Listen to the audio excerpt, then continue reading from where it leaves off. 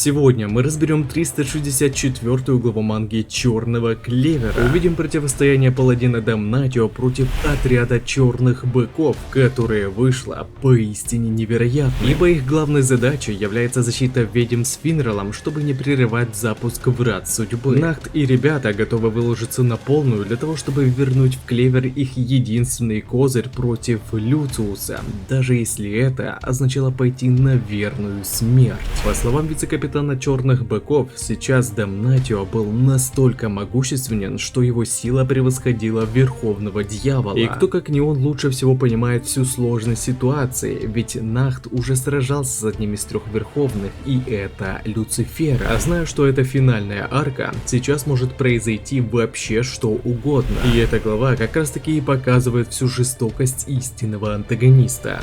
Ну а также напоминаю, что прочитать свою любимую манху Маньхуа вы сможете на remanga.org. Здорово, ребятки анимешники, у микрофона Зик. А вот ребята, которые оставили свой коммент под прошлым роликом. Ну а мы начинаем.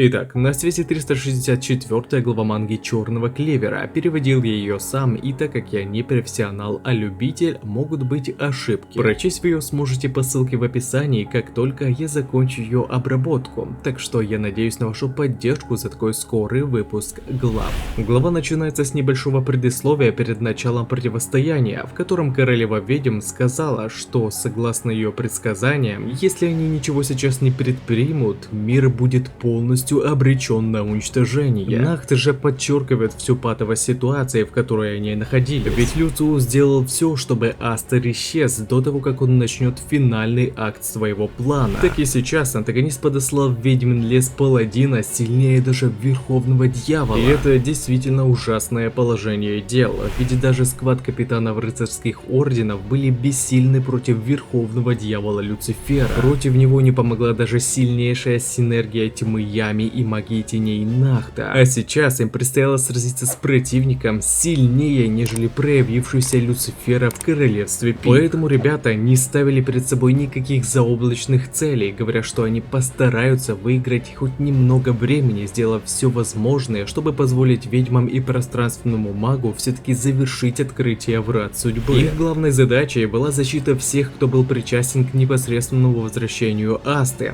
даже если этот бой будет последним в их жизни. Ринувшись к противнику, который, вновь активировав заклинание «Доминирующий масштаб», Гордон и Генри принялись противодействовать влиянию вражеской магии. Благодаря тому, что проклятие владельца базы черных быков было усилено, Генри смог эффективно поглощать силу Дамнатио. Вот только противник не позволил жалким грешникам своевольничать, после чего, создав меч, он в мгновение ока уничтожил черного быка, разнеся его в щепки. Говоря, что весы без меча бессильные, а меч без весов — это насилие. И лишь только весы с мечом могут обеспечить истинный порядок. Эти слова и действия подтверждают то, что в Черном Клевере святой рыцарь Дамнатио является олицетворением архангела Михаила, ангела правосудия. Вот только в Клевере Дамнатио стал ангелом осуждения. Ведь сейчас у него уже есть и весы, и меч, на котором так же, как и на клинке архангела, изображен святой лик. Да и рассек черного быка он не просто обычной атакой, сделав, например, 2 слэш-атаки, а именно что сделал рассечение в виде Христа, еще больше подчеркивая его причастность к Богу. Однако его бог — это Люциус, и мне эта игра черного с белым, созданная Табатой, очень нравится. Ведь антагонисты приписывают себе благие подвиги, намереваясь наказать грешников, порочащих этот мир, при этом зачастую говоря, что они и есть истина, ставя себя на белую сторону,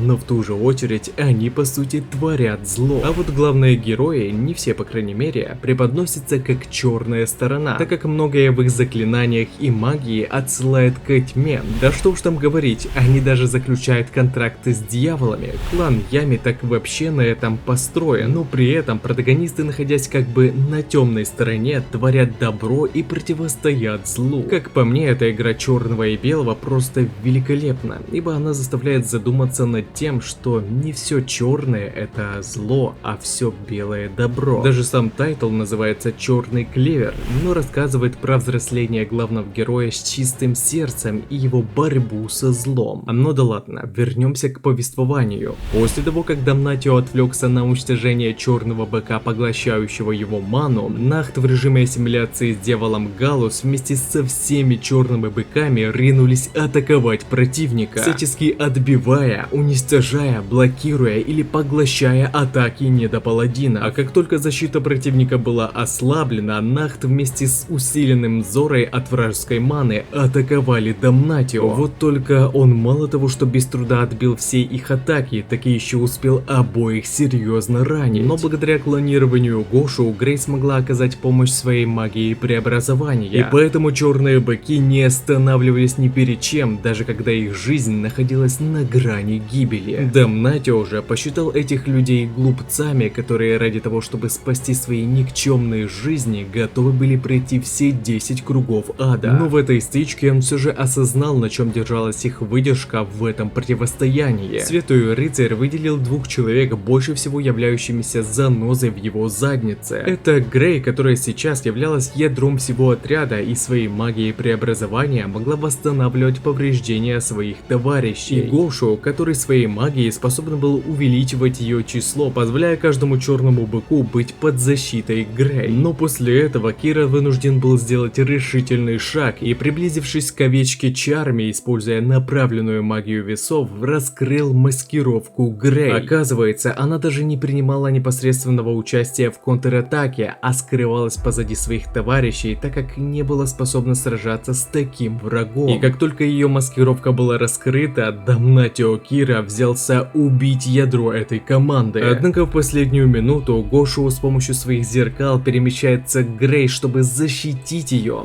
Но проблема была в том, что удар прошелся сразу по обеим целям. Паладин сумел избавиться сразу от двоих человек, поддерживающих весь отряд, говоря, что это их конец. И это просто жесть.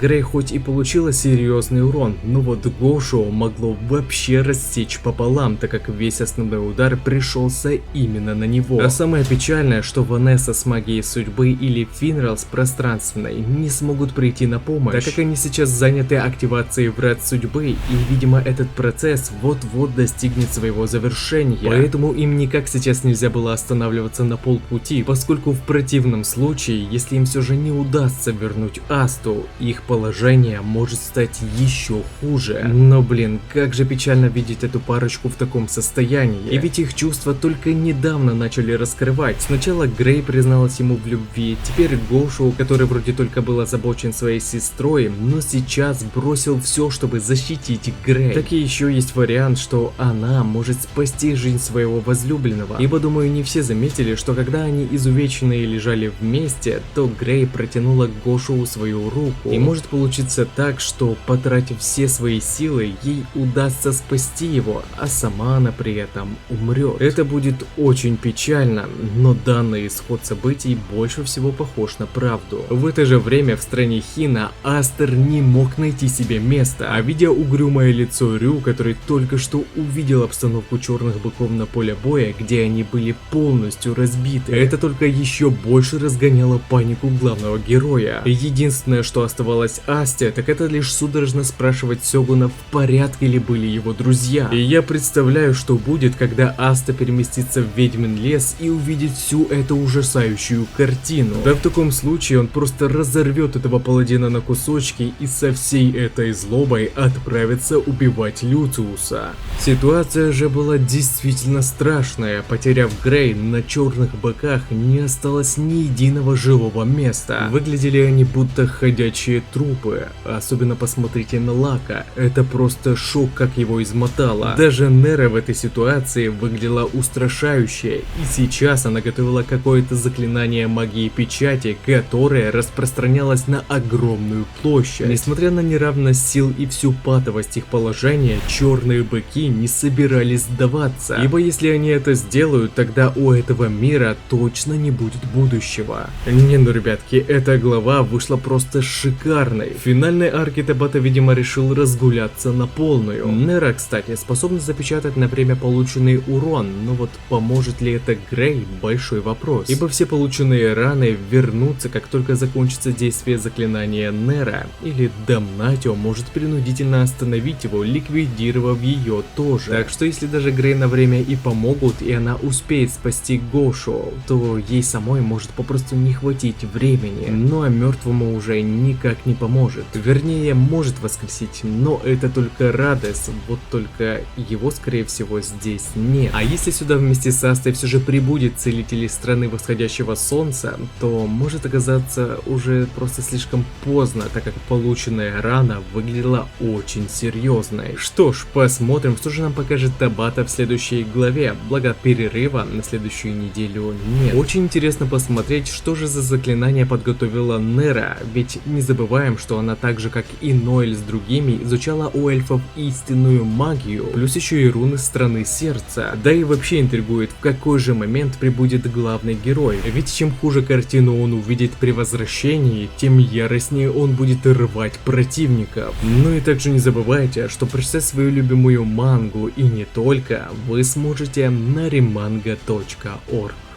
А на этом ролик подходит к концу. Пишите свои мысли по поводу этого ролика, выскажите свое мнение, что вам понравилось, а что не понравилось, и несколько комментариев попадут в следующие ролики. Если тебе понравился ролик, тогда лайк и подписка для меня будет лучшей благодарностью. А также не забываем про колокольчик, ведь в последнее время не всем приходит уведомления. Всем спасибо за ваш просмотр, мирного неба вам над головой и всем пока-пока.